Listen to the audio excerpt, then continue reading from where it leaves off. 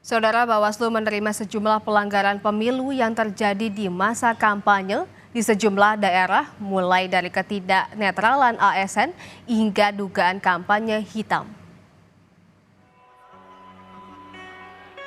Bawaslu Jawa Barat menemukan 20 aparatur sipil negara di wilayah Jawa Barat yang tidak netral selama masa kampanye. Bawaslu Jawa Barat akan kembali menggelar deklarasi untuk mengingatkan para ASN dapat menjadi pelayan masyarakat yang baik dan ikut berpartisipasi menyukseskan pelaksanaan pemilu 2024.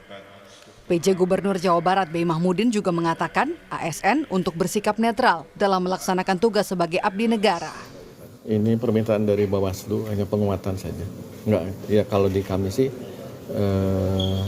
selama ini berjalan dengan cukup baik, jadi artinya ASN di Pemprov Jawa Barat menjalankan tugasnya dengan baik, menjaga netralitas, dan teman-teman Bawaslu minta ada lagi penguatan atau sosialisasi penguatan tentang netralitas ASN.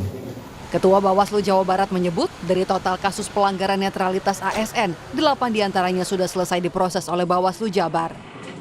Bawaslu menggandeng Pemprov Jabar untuk terus mengingatkan ASN dalam upaya pencegahan keberpihakan jelang pemilu. 67 temuan dan laporan, 20 diantaranya kasus netralitas ASN, kepala desa, perangkat desa, 8 kasus ASN, 8 kasus kepala desa, 4 perangkat desa. Ada yang sedang berjalan, ada yang sudah putus. Bawaslu Jawa Barat mencatat ada 67 temuan pelanggaran selama masa kampanye pemilu 2024. Dari jumlah tersebut, ada 20 kasus yang melibatkan ASN, mulai dari camat, kepala dinas, kepala sekolah hingga penjabat wali kota. Saat ini, kasus-kasus pelanggaran itu masih berproses di Bawaslu. Jadi netralitas ASN itu kasusnya banyak, ada yang di Bogor, ada yang di Ciamis, Garut, berkaitan dengan ada yang dilaporkan ada camat, ada kepala sekolah, ada tenaga honorer Satpol PP yang kemarin yang di Garut, guru, ada PJ wali kota yang di Bekasi itu, terus ada kepala dinas kesehatan, ada guru.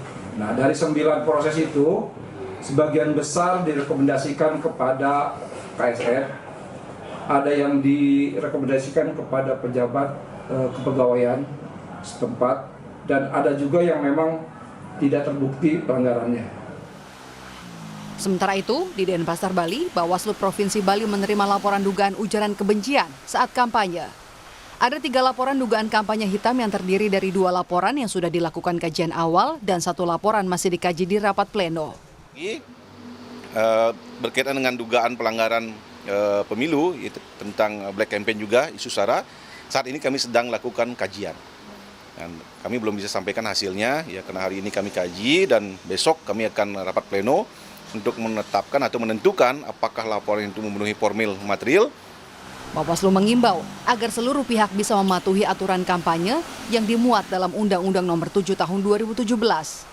Tak hanya peserta pemilu, tapi juga tim sukses dan para relawan agar bisa menciptakan suasana tertib dan aman demi kelancaran pelaksanaan pemilu nanti. Tim Liputan, Kompas TV.